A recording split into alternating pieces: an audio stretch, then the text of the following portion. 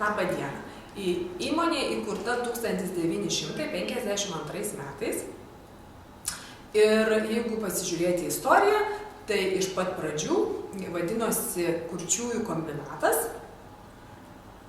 O atėjus nepriklausomybei pavadinimas buvo pakeistas į UAB Vikana.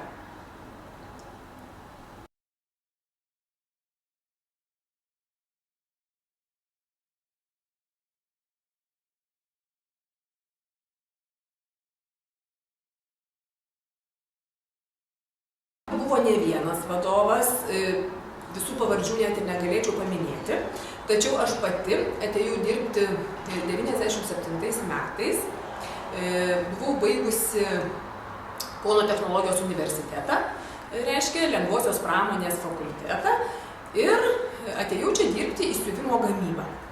Tai ilgus metus vadovavau siuvimo gamybai, buvau siuvimo gamybos vadovė, o 2008 metais buvau paskirta įmonės direktorė.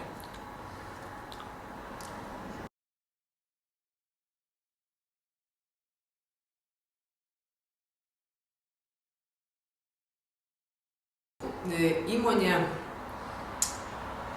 nuo 2008 metų dirba pelningai, tai gal negražu girtis, bet galiu priskirti ir savo šitą šiokį tokį nuopelną.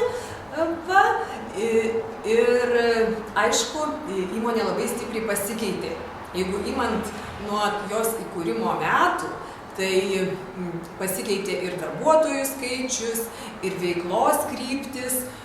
Ir aš manau, kad tai yra natūralu, nes, sakykime, tarybiniais metais be abejo tai buvo daug didesnė įmonė, kurioje buvo surenkami ir skaitliukai, kurioje buvo siuvami batai, taip pat turėjo ir iki šiol išlikusią siuvimo gamybą, bet dirbo visiškai kitaip, nes ekonomika buvo planinė, viskas buvo siuvama Rusijos rinkai ir negalime net lyginti tos įmonės, kokia buvo dabar ir kokia buvo tarybiniais metais.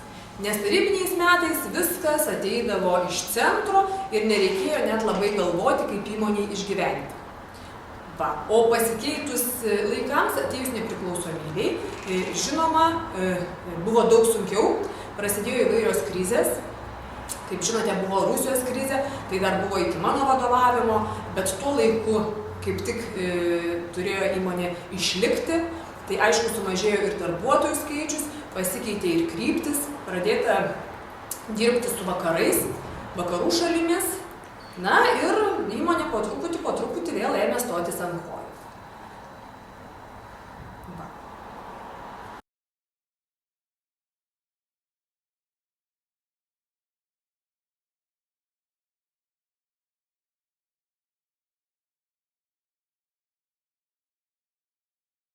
Šiuo metu pas mus dirba 40% kurčiųjų ir iš tikrųjų tas skaičius yra ganėtinai stabilus. Mes bandome ir labai norime plėsti metalo barą, todėl šiais metais esame priėmę daugiau žmonių ir ten dirba išskirtinai tik tai kurtieji. Taip pat labai kviečiame kurčiuosius į siuvimą. Bet, na, turbūt įvaizdis siuvimo nėra toks labai geras. Žmonės galvoja, kad ten labai sunku ir mažai uždirba. Tačiau iš tikrųjų laikai pasikeitė ir naudodamasi progą kviečiu, ateikite, dirbkite ir pamatysite, kad darbas tikrai nėra toks sunkus ir tikrai gerai apmokamas.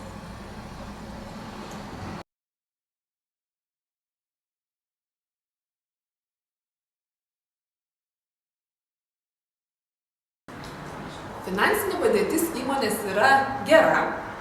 Iš tiesų visada kreipiam didelį dėmesį ir skaičiuojame, kaip mums išgyventi, kaip mums turėti rezervų, kad jeigu nutiktų netikėti dalykai, kad turėtumėm pinigų mokėti žmonėm algas, kad galėtumėm išsilaikyti.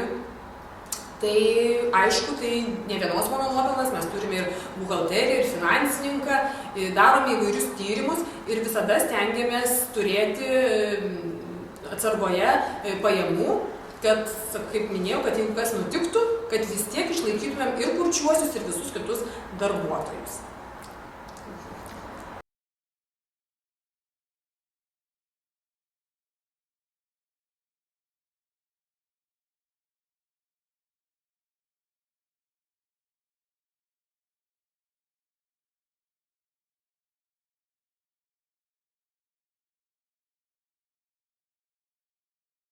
Noriu pasakyti, kad kiekvienais metais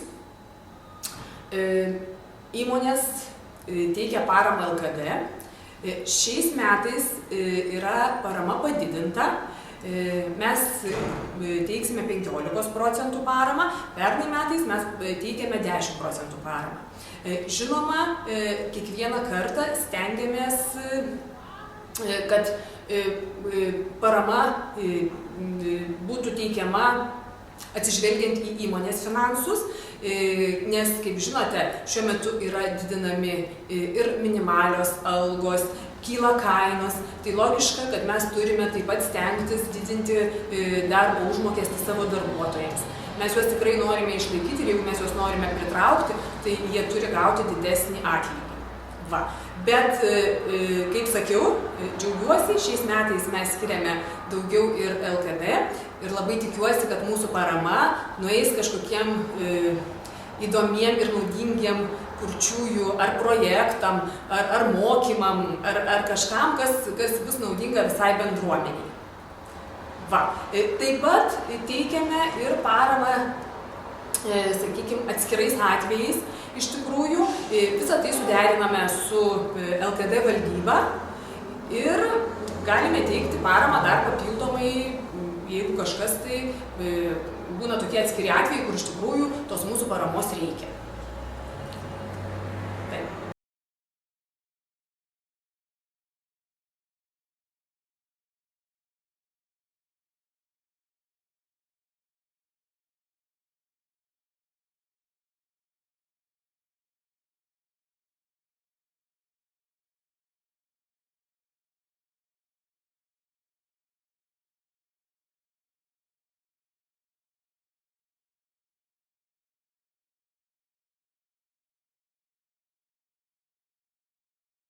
Šiais metais mes tapome nominantais Gazelės konkurso.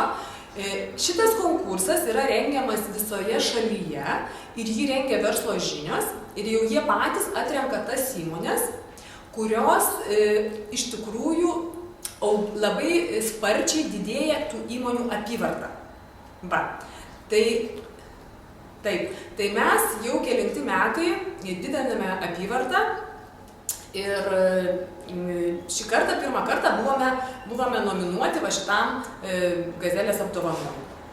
Tai aišku labai smagu, nes tai reiškia, kad dirbame gerai, mus įvertino net ir tokie verslo leidiniai.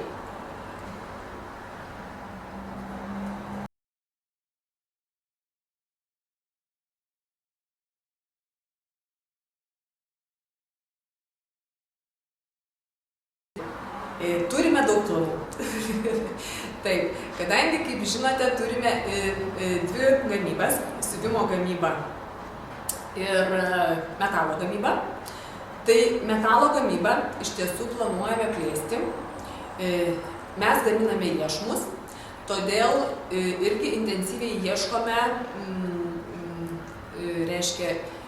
naujų klientų, kas galėtų mūsų iešmus pirkti.